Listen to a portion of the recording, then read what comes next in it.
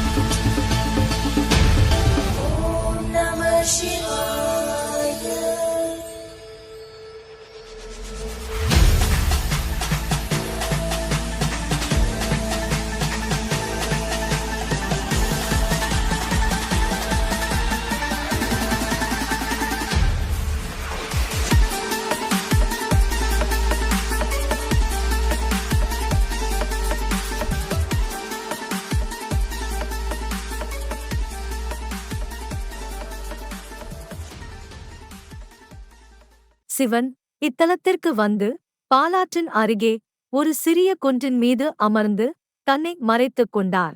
அப்போது பார்வதி சிவனைத் தேடி இங்கு வந்து மண்டியிட்டு குன்றின் மீது ஏறினாள். பார்வதி சிவனைக் கண்டு ஒன்று சேர்ந்தவுடன் இங்கு கைலாசநாதராகவும் கனகாம்பிகையாகவும் அருள் பாவிக்கின்றனர். பக்கத்து கிராமமான ஐயப்பாக்கத்தில் 2 சிவன் கோவில்கள் உள்ளன. ஒன்று ஜம்புகேஸ்வரருக்கும் மற்றொன்று செண்பகேஸ்வரருக்கும் உள்ளது.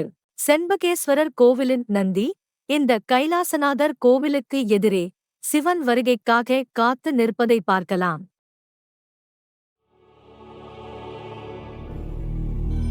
ஓம் நமः சிவாய. ஓம் நமः சிவாய.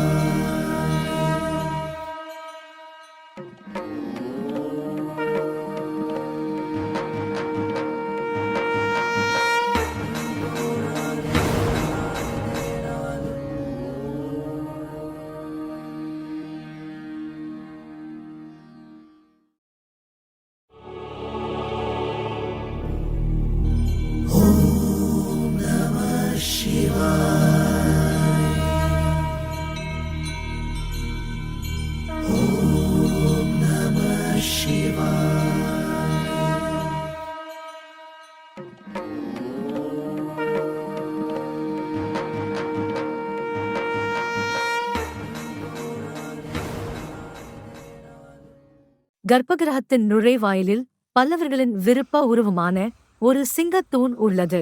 அதேபோல் பல்லவ மன்னன் நிருபதங்கன் காலத்து கல்வெட்டும் உள்ளது. இந்த கோவில் கிமு 869க்கும் 880க்கும் இடைப்பட்டதாக கருதப்படுகிறது. கோவிலில் கர்ப்பகிரகத்தை சுற்றி ஒரு பாதையும் அர்த்த மண்டபமும் உள்ளது. இருபுறமும் விநாயகர் மற்றும் முருகன் சிலைகள் உள்ளது. தெற்கு நோக்கி ஒரு அம்மன் சன்னதி உள்ளது. பார்வதி சிவனைத் தேடி வந்தபோது பார்வதியின் முழங்கால்களின் அடையாளங்கள் பதிந்த பாறைகள் உள்ளது.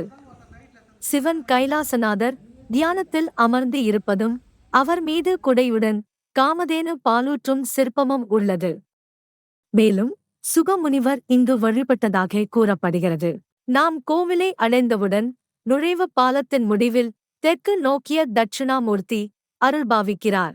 கோயிலின் மற்ற பகுதிகளுக்கு செல்வதற்கு முன் முதலில் தட்சிணாமூர்த்தியை வழிபட வேண்டும் என்பது இங்கு ஐதீகம். ஓம் நமः சிவாய.